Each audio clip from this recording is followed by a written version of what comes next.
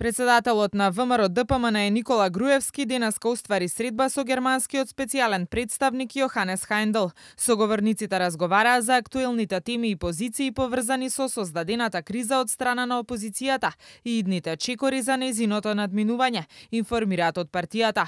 Во однос на актуелната политичка криза, Груевски истакна дека партијата е посветена кон изнаоѓање на решенија кои би значеле брз излез од наметнатата политичка криза.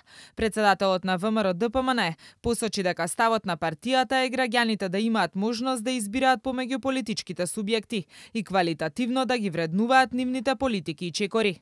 При носењето на одлуките ВМРО ДПМН се води од начелата содржани во Уставот, законите и волјата на граѓаните, при тоа штитејќи го интересот на државата и затоа е потребно изнаоѓање на решенија со кои брзо ќе се надмине кризата и ќе се врати државата на патеките на напредокот и економскиот развој, истакна Груевски.